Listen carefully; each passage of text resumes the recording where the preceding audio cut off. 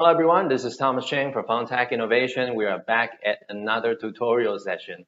Today we're going to be talking about the Innex Cube, in particular the remote control of the Innex Cube. This unleash all the AI firmware capability of the Innex Cube, and let's get right to it. Okay, now let's use the reactive suite to show you how to interact with your Innex Cube using the remote control. So there are two camera streams right now. The one on the right is actually the Innex Cube looking right at me, and the one on the left is a document camera looking at my remote. A remote is everything you need to control the Innex Cube. There is no software app that you need to download to your PC or your phone. Let's talk about the remote real quick. These are the available buttons for you to use, and this on the top is the camera off and microphone mute, and they are very intuitive. You press that, the camera is off, the icon appears, and you press that, the microphone is off, the icon appears. I'm not using the Cube's microphone for this recording, which is why you can still hear me. If I want to undo that, I simply press this and press that. You'll go back to its original status. And that's the AI icon, and that's the manual icon. So these two are quite important because it allows you to go between the AI mode and the manual modes. So if I want to cycle through all the available AI modes, I simply press the AI. So right now I'm in the AI gallery mode. If I press this again, I go into AI auto framing. I press that again, I go into the AI stage. So I'm able to cycle through by pressing the AI icon, AI button. If I want to go into the manual mode, I simply just press this. I go into the manual conversation, which split the table in half, one team on each side. I can also cycle through different view angle. This is 360 to see the entire room, 270 degree, 180 degree, 120, 90 degree. And notice that there's a zoom in effect. And I can actually use this as a personal camera if I'm the only person in the room.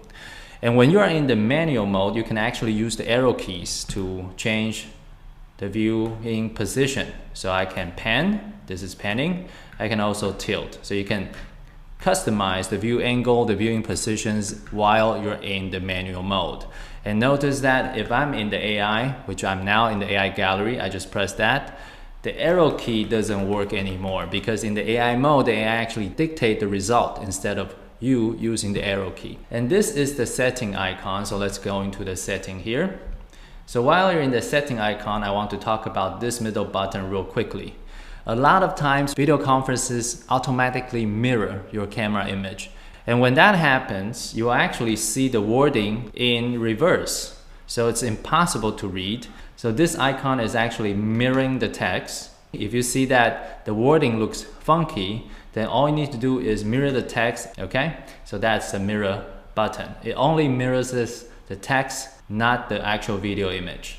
Going back to the AI setting, you can actually control and tell the AI whether you want it to constantly track or you want it to track on demand. Constantly track, the AI will track people every 4 to 5 seconds. So if they change their seats, the AI is going to readjust the frame accordingly.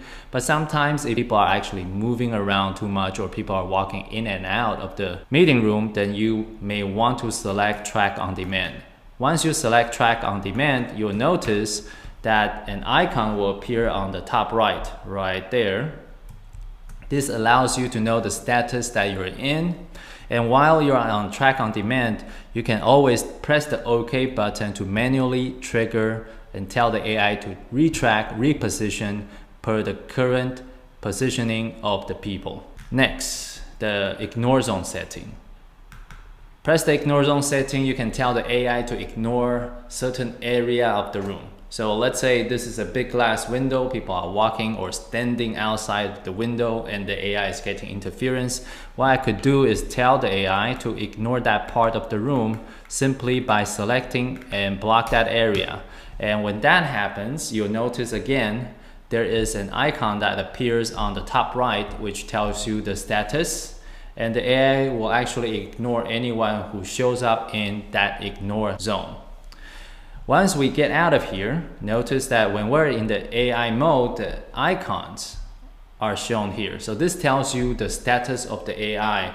But if we go into the manual mode, as what I'm gonna do now, by pressing the manual icon, you'll notice those two icons disappear. The reason why it disappears is because those two icons only work under AI mode. It doesn't have any impact in the manual mode. The moment I go into AI, like right now, you'll notice that the icon starts to appear again. Just want to let you know that the AI setting, whether you are setting to track on demand or when you set up the ignore zone, those will be removed whenever you turn off power of your laptop or you disconnected your camera.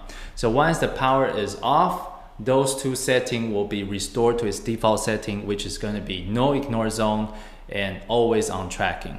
And the reason why we do that is we don't want the people who come in the next day to be interfered by the person who used the last in the day before. Come to language to choose the language that suits you, or go to about to read informations of your device, whether it's serial number, firmware versions, and you can restore to factory default. So now we have 3 people in the room. I'm in the 360-degree shot to show you that there are actually 3 people. Let's see what will happen to our AI. I'm gonna press the AI icon now. The button will take us to gallery and very quickly see how the AI quickly focus on the 3 people in the room and center everyone in its own frame. Press again, we go into the auto framing and AI try to frame us using the shortest distance possible. Press again to go into stage and notice I'm the only person in the top, which is the stage area, and then my colleagues are in the 180-degree box below, which is the audience area. AI is actually available in the stage area.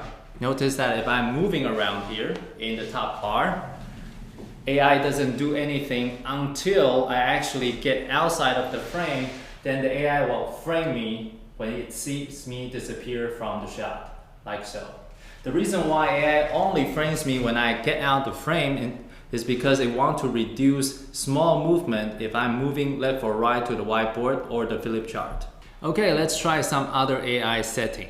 Going to setting now, we are going to set an ignore zone. I'm gonna try to ignore a person. She has no idea that I'm ignoring her. Now she's ignored, and let's go into the AI mode, see what happens. Wow, now she disappears. If I ask her to walk outside the ignore zone to the other place, you'll see that she will be seen again.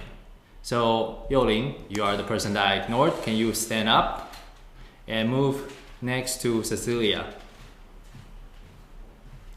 Okay, as you can see that she is now outside of the ignore zone, and let's go back to the AI gallery and see what happens. Now she appears again.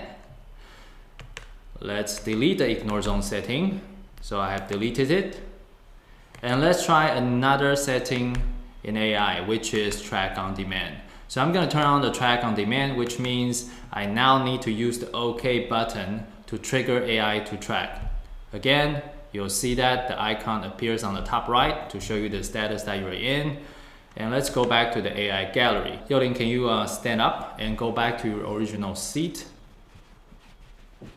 Okay, now she has sat down, but the AI doesn't do anything. Why? Because I haven't touched and pressed the OK button. So I'm gonna press the OK button now.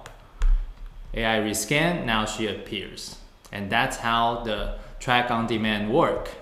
Hey, that's it for today's training video. I'm Thomas Cheng for FunTech Innovations. Hopefully after this video, you will go pick up that remote control so you can have full access to the Cube feature. Thank you very much. Stay tuned for more.